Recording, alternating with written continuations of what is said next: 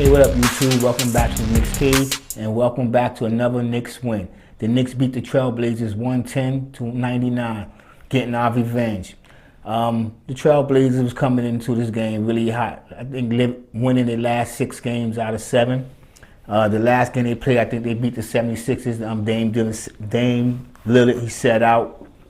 I was hoping and I was glad he did play this game because it wouldn't have been as much fun if we won the game and he was not there. So being that he was there, even though he was injured, hampered by a little something, but I'm not even going to say, you can't really use that excuse because the man scored what? What did he score? What he scored? He scored 29 points.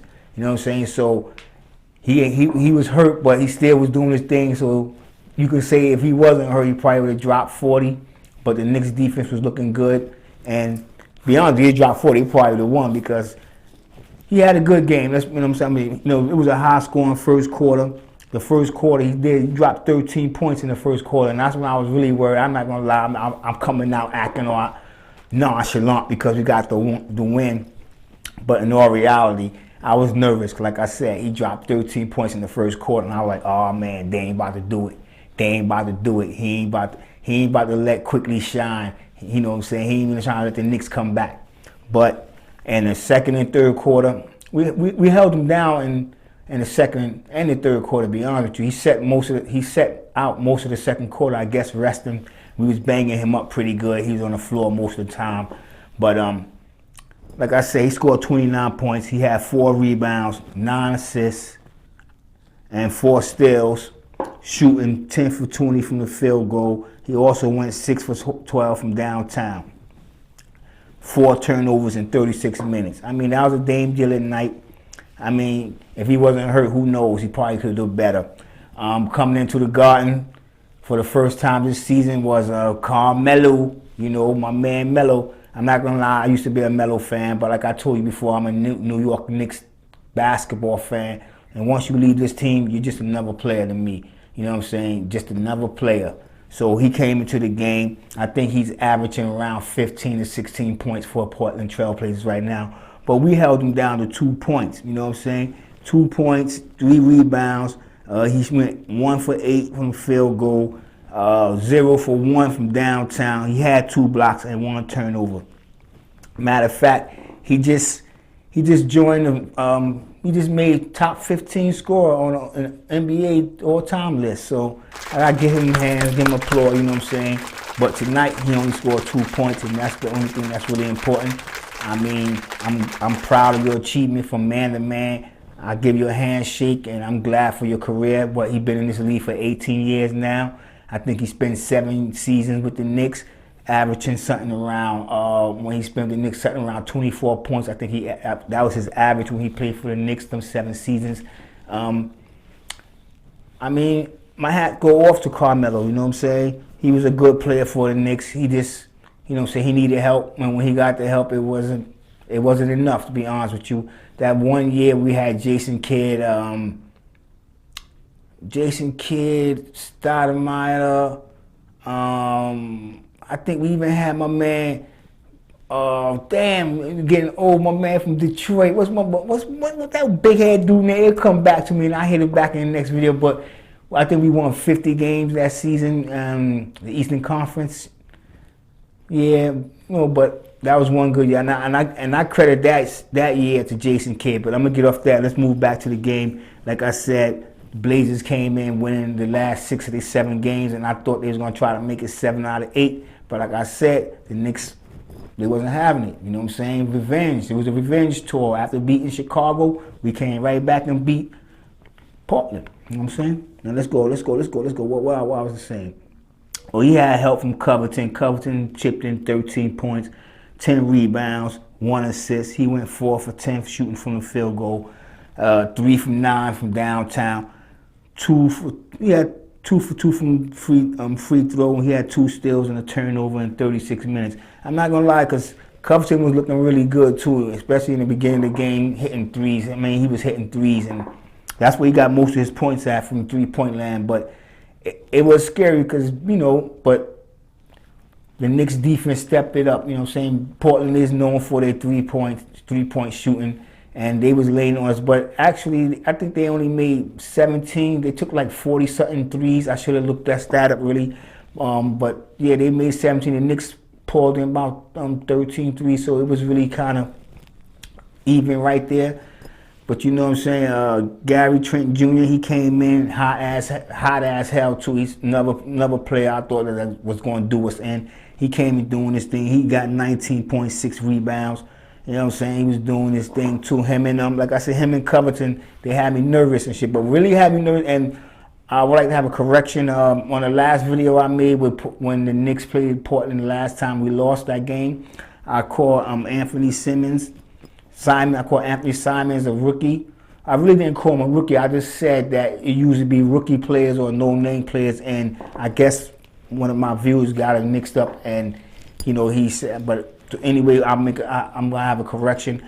You know, he was drafted in 2018, straight out of high school. You know, I think that was the year when they lifted. You know, because at one point they was taking NBA players right out of high school. You know, Kobe Bryant, he came out of high school, but then the league stopped it for a few years, and he was the first player to get drafted when it was implemented back. So, no, he's not a rookie, and I know that. But he had 12 points. He went 3 for 6 from downtown in 18 minutes, and it looked like he was starting to heat up. And I thought it was going to be the same from the last game. I thought I was going to have to do all that mouth talking about how the Knicks are not playing these low-level players, but actually, Simons might be doing really well this year. You know what I'm saying? Especially with McCullough going out, he's really been helping the Blazers play well. So, you know, like I said, the Knicks did their thing. They came into this game with revenge on their mind and actually focused. So I could say revenge, but it just looked like they're focused right now. Elton Payton, we'll get to Elfrid Payton, but it just like the Knicks is really focused right now. I think, losing, knowing that they can do better, knowing that they can play better, and knowing that they are better than what they have been putting out on that 5-game losing streak. I mean, it was kind of embarrassing. Well, at least for me, because I was really going on a Knick hype spree, you know what I'm saying? But they pulled it up, they pulled it together, and, we getting back on track. I know it was only two wins in a row, but right now, we're number 6 in the East. As I said last video, that the East was so tightly jammed that if the Knicks was to win 1 or 2 games that we'd be in 6th seed. But the only reason I said that because I didn't think the other teams, it was really powerful. Everybody was 10 in this and 10 in that, So now we're the 6th seed, and I'm loving it. So I know it's still early and everything, and that we can drop back down. We have a game against Miami, and depending if we win or lose, that would determine what our ranking would be for Monday at least. This is how packed the East is right now, and that's why I'm telling people right now. I said it and I mean it, and you can call me Nostradamus, but you call me Janadamus, Nicodamus, whatever. The Knicks is going to make the playoffs. I'm guaranteed. I'm guaranteeing it right here. You know what I'm saying? Just like when who was it? I'm gonna go to baseball. Go to baseball. What was this guy named? He came out and guaranteed a home run. Lou Gehrig. Yeah, Lou Gehrig. You know what I'm saying? But anyway, let's get back to basketball. Now I'm getting to the Knicks and their stats. Randall, he continued to do very well, dropping double-doubles. Matter of fact, I think this is like his 16th double-double of the season so far. He scored 22 points, 11 rebounds, 4 assists. He went 2 for 4 from downtown. He shot 7 from 16 from field goal and 6 for 8 from the free throw line. He had 1 turnover. Like I said, he's cutting the turnovers down. He's dribbling the ball. He's not dribbling into too many double teams.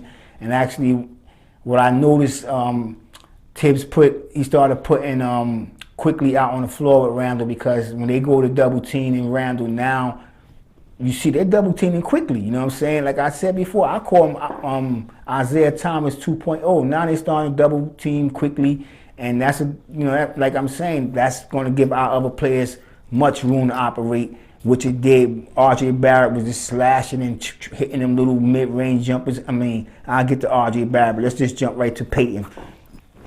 Elton Payton, 22 points, 7 rebounds, 4 assists. Again, he took 19 shots, but this time he made 10 of them. Last time he shot 9 for 19, so it is an improvement. He went 1 for 3 from the free throw, and he shot 1 from 4 from 3-point. And he had 2 turnovers. I mean, the last 2 games, Elfrid Payton been looking good. I mean, he's trying to hold on to that starting point guard job, and I don't blame him.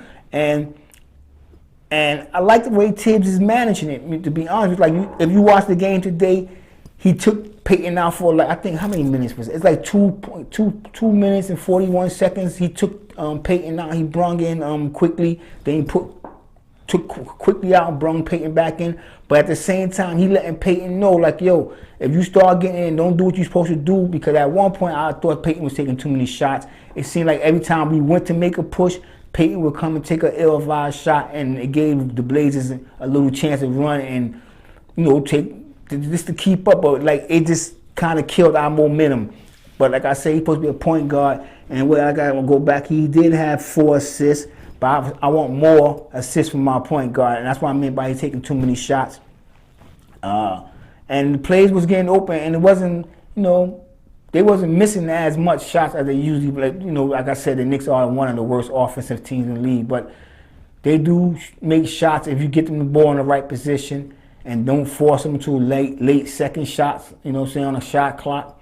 But Payton had a good game. I can't really complain too much of it. I still think he's taking too many shots. Well, too many shots at the wrong time of the game. But what can I say? We won the game, so can't complain. Yes, I can. But anyway, R.J. Barrett. Like I keep telling y'all, R.J. Barrett is going to be a superstar. Next year, he's definitely going to be an all-star. But he's working his way to superstardom every other game. And I mean, the stats don't lie. Excuse me. The stats don't lie. Tonight, when he scored, he had 18 points, 7 rebounds, 3 assists. He shot 8 from 14 from the field. He shot 2 from downtown.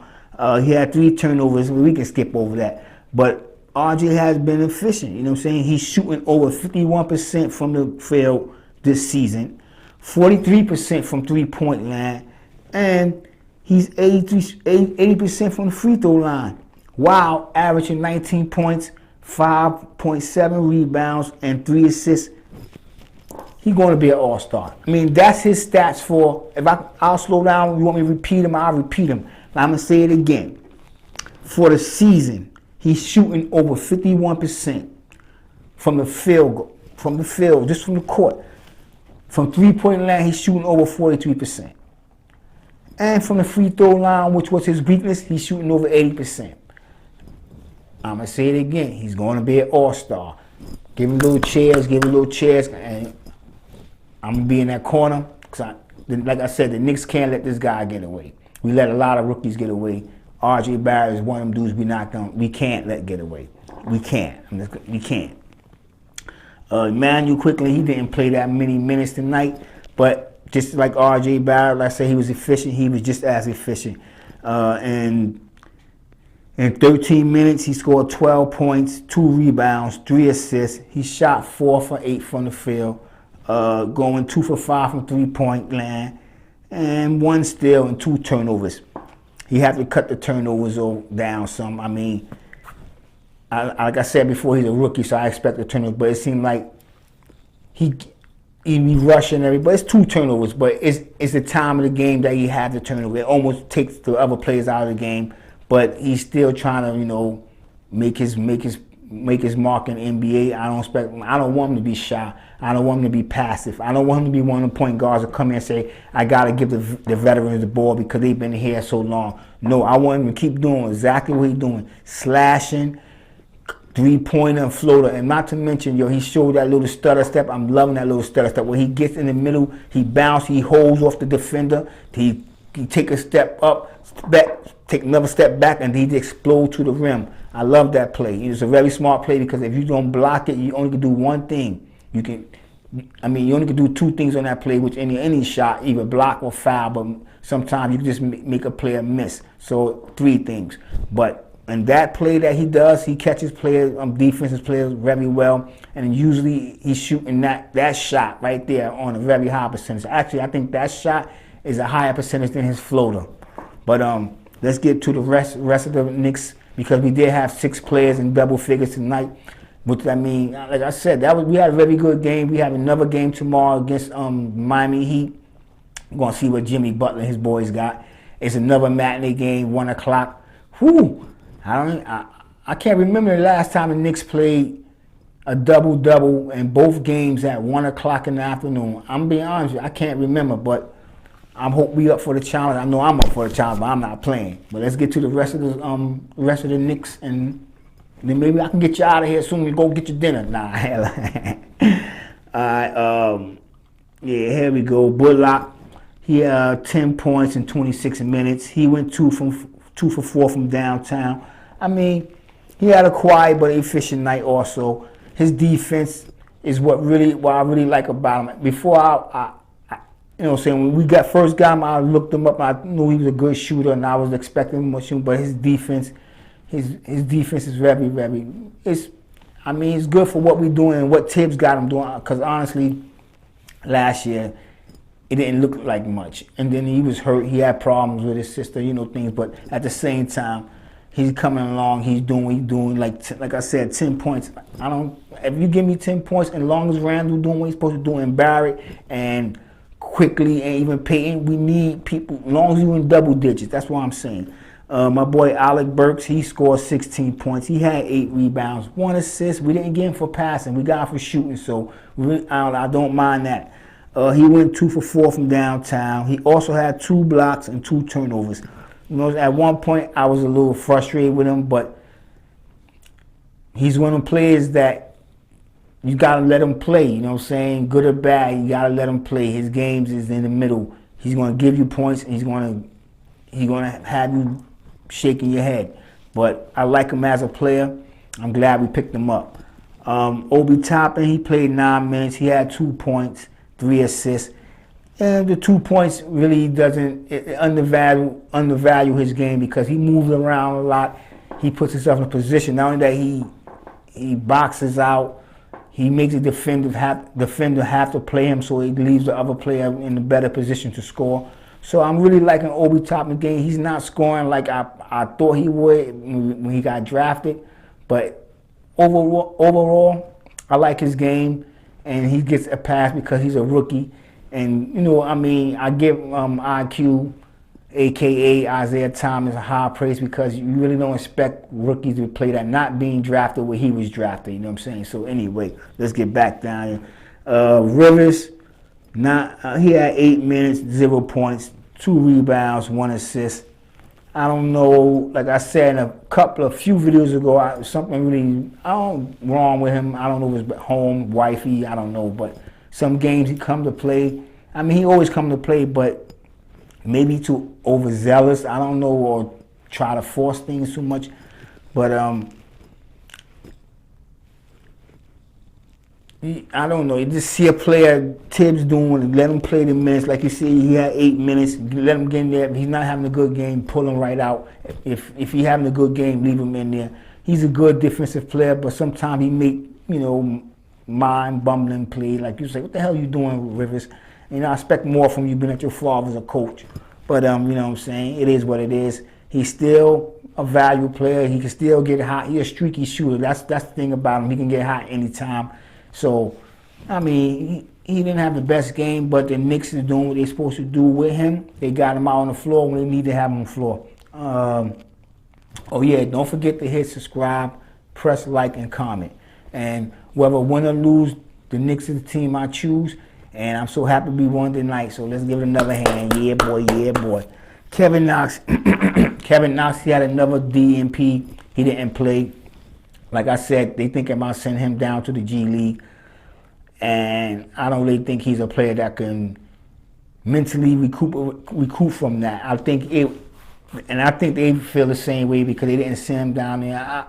I don't know, I think he needs to go down there and build his confidence, play against some, you can call them veterans, because you got guys that in the G League been playing for a while, you know what I'm saying? They dare to test players, get up there, bang, boom, bow, like my man Iggy, you know what I'm saying? Iggy Burkhouse. I don't know why he's not playing. I'm being honest, he should be playing. Maybe his defense is suspect. We don't really get much get to see him play much, so I don't know. But anyway, I'm gonna end this video with stay healthy, stay safe, God bless, and peace.